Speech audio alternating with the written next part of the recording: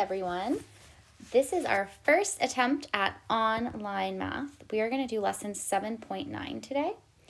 That's the lesson after the one we just did.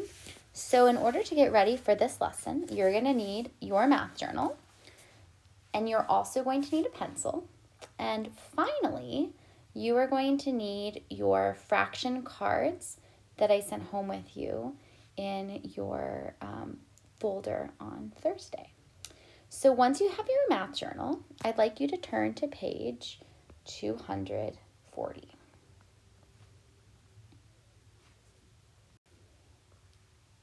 Page 240 should look like this. It says locating 1/2 on number lines.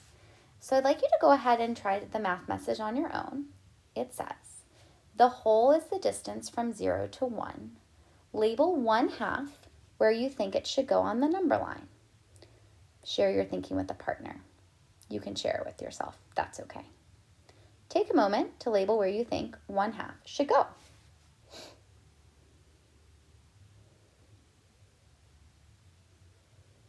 Great. 1/2 is always between 0 and 1. You might have noticed that this number line goes from 0 to 2. So there are 2 wholes. But the fraction 1/2 is always right between 0 and 1. Obviously, the number 1 is halfway between 0 and 2, but the fraction 1/2 is always going to be right between 0 and 1, no matter how many holes there are.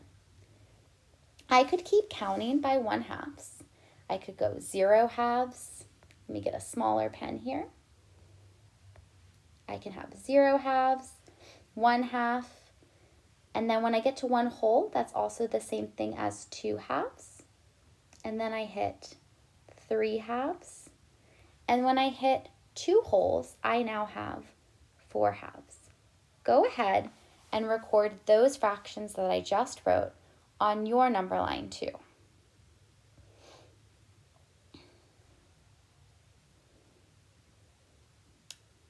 Okay, now we're going to look at problem 1. Problem 1 has a similar length number line, except it's split up differently. Look, think about, how many holes do you see this time? If you said 3, excellent job. There are definitely 3 holes on this number line. Because this number line is the same length as our first one, each hole is a slightly smaller size, but we have 3 of them. If I wanted to put 1/2 on this number line, where would it go? Go ahead and try to put 1/2 on the number line.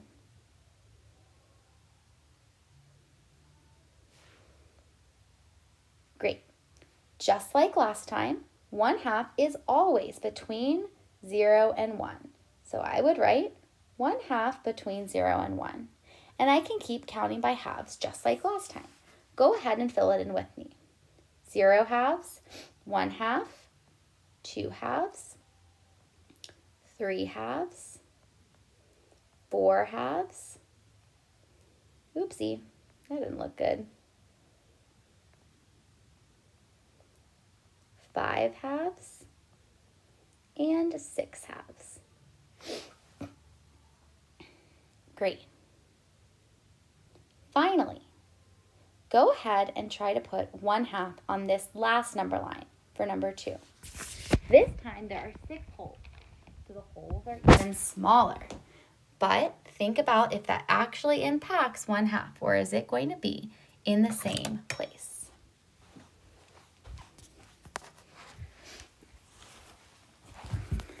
Great. So I'm going to go ahead and write 1/2 here.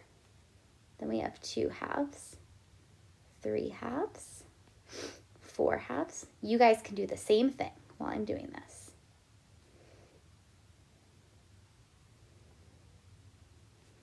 Oopsie. 7 halves, 8 halves, 9 halves, 10 halves, 11 halves, 12 halves. And I'll just go ahead and put 0 halves there. How many halves did you write down for the second problem? Go ahead and write that number at the bottom of the page and circle it. Great. If you wrote 12, that is the answer, and give yourself a check. If you didn't, change it and then give yourself a check. Okay, today we are going to be spending time locating fractions on other types of number lines and locating fractions other than just 1/2 on the number line. So go ahead and now look at page 201. It should look like this. It says at the top, the hole on the number lines below is the distance between 0 and 1. Always. The hole is always the distance between 0 and 1, unless you're told otherwise. You're going to partition each number line to locate and then label the given fraction. Hint, on some number lines, there is more than one hole. So, I'm going to let you guys do this independently, but I'm going to get you started. The first thing I'd like you to do, because it's kind of confusing, is I want you to circle these fractions over to the left side. We have 1/3, we have 2/6, we have 3/4, we have 6/8, and at the bottom we have 8/3. I'm going to do number 1 with you guys, and then you're going to try the other ones by yourself. Okay, so in number 1, the fraction says 1/3. That's what I'm trying to find on this number line. So they're telling me that this number line is being divided into thirds. Remember, the denominator tells me how many equal parts the whole is divided into. So the best I can, I'm going to go ahead and divide my whole into 3 equal parts.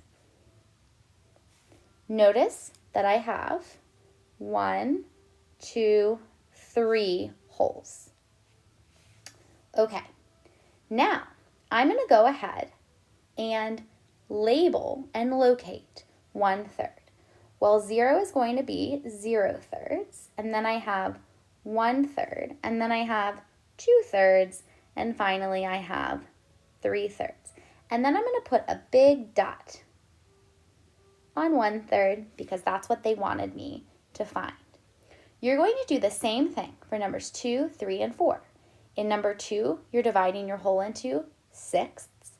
In number 3, you're dividing your whole into 4ths. And number 4, you're dividing your whole into 8ths. My hint to you for the try this for number 5 is that remember, you're dividing the whole, the one whole, into whatever the denominator tells you to do. So, just to recap, when you are finished with this page, that is page 241, you are also going to do Math Box, page 242. And then finally, you're going to play 10 minutes of fraction top it or fraction memory. It is up to you. Both of those games are located in your packet that I sent home with games, and also located in your SRB that you can click on through Everyday Math Online. So you have 10 minutes of fraction top it or fraction memory. I'm also going to post some extension activities if you would like to do a little bit more with Unit 7 or with this lesson. Okay? Good luck. I miss you guys. We will talk soon.